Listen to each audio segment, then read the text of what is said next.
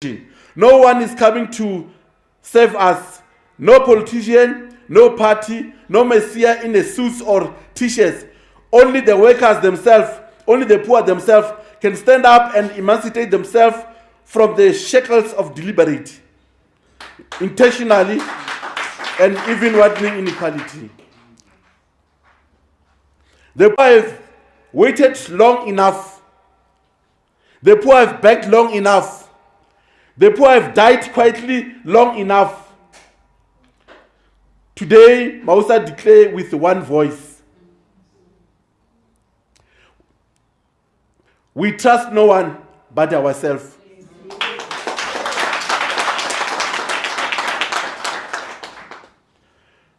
We rely on no one but the organized power of the working class.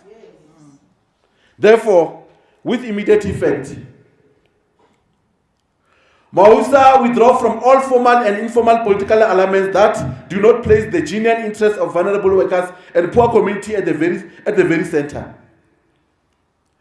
We will no longer lend our name, our members, or our struggle to any organization whose real interest is looting the public purse while preaching radical economic transformation.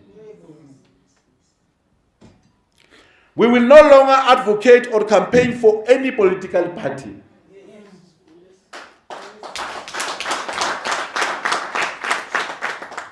From today forward, Mawusa stands politically independent.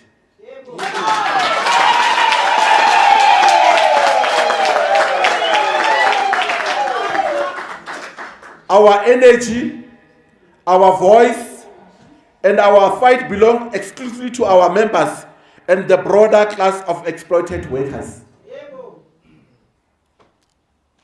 Our struggle will now intensify on the only terrain that matters the fight for: permanent, secure employment, a decent living wage, not crumbs below the poverty line.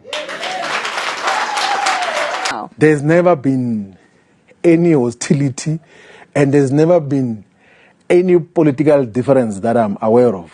Because whenever we interact, is my sister, my brother, is everything is going well. That has been a consistent relationship since I joined Umkhonto Wesizwe. Let's talk about the hostilities perhaps then between the EFF and the MK party. You've been declared, one of their enemies, but you are consistent with your line about uniting progressive forces. How would you go about repairing, restoring, and mending that relationship? Is that something that you also have as your radar? Secretary General to Secretary General with a Marshal Dlamini, what's taking place there? Because it does have the potential to impact the Progressive Caucus and this overall objective that you also said you left the EFF for to attain. No, look, the most dynamic and politically sound thing which the MK did, which we also made a plea that all other political organizations should do, we sat in a meeting of the National High Command to begin to characterize the domestic and global balance of forces. In our characterization of the domestic balance of forces, we then also got to characterize all the political formations and role players in South Africa. We did characterize to say that the ANC, although it is captured by the white capitalist establishment, is being puppet mastered by Stellenbosch in terms of what it has to achieve. We say that we can't categorize and define the ANC as an enemy force. We say it's a strategic opponent which is contested. It's a contested opponent. Mm-hmm. So there's a difference between an enemy and an opponent. Enemy you have to crush. You must eliminate completely. You don't talk to enemy. You don't have any engagements at all. But a contested opponent, you contest its ideological character and form and its politics in general, so that it then drifts closer towards what you stand for as an organization. And then our characterization of the EFF is not an enemy force, it's not even an opponent.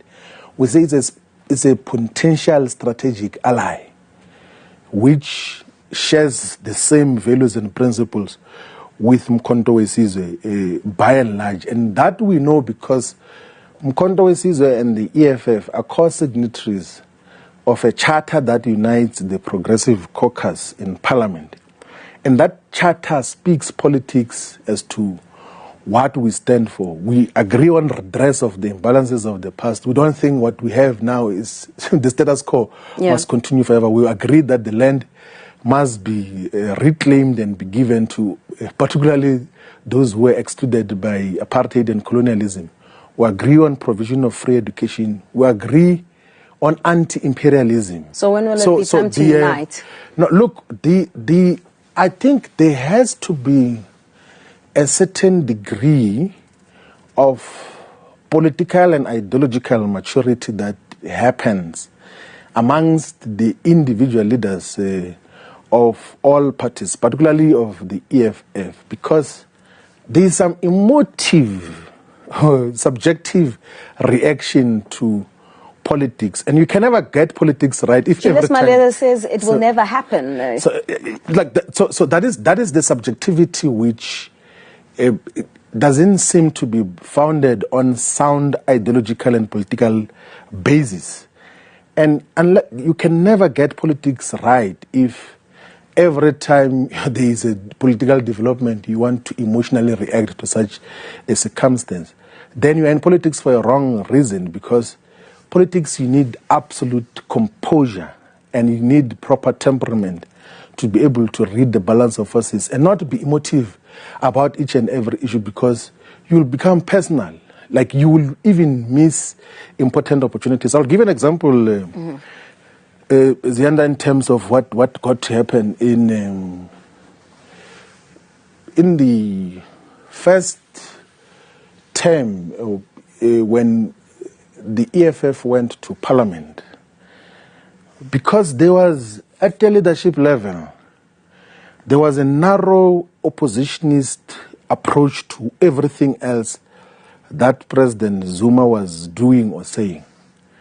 But if you were go on and check now as to what was President Zuma saying when he was head of state and president, on free education, on the land and everything else, on things which the EFF stands for. But there was no appreciation that here is a head of state who is saying, let us unite all the black political parties to have 2/3 so that we can expropriate land without compensation. He said that in 2017, in the National House of Traditional Leaders in Parliament, he was very clear even about characterization of where our problems come from colonialism. The Freedom Front Plus even fought him vociferously. But because of narrower politics, everything else Zuma says is wrong. But you were there. And you know, I mean, that's why people say that is where you have to learn from some of the mistakes. I don't want to disassociate myself from some of the collective decisions that were taken there. But there are certain things which I must mention, though, is that I did write publicly, by the way, anyone can search that in Google, to say that President Zuma was correct on the following issues, like on several occasions, to illustrate that we need to maximize on what he has said correctly. Mbuyiseni will always remind me that you previously had said we must have a constructive and sometimes confrontational approach with President Zuma. And you were cautioned that everything else that we do with President Zuma must be oppositional. 100%. It doesn't matter whether he is speaking sense, whether he is speaking the politics that you agree with, you are just fighting Zuma. It doesn't matter what are the circumstances. I don't want to be in politics that are narrower like that. I will never be a part of such politics. That is part of the reasons that we had to disassociate with some projects, because you realize that there is no appreciation of different conjunctures and appreciation of real politics. It's about point scoring and wanting to outshine people and wanting to appear much more cleverer and much more radical than everyone else. And the majority of times, that doesn't lead to anything. So then the version of politics of President Zuma is that it doesn't matter what we have said about him before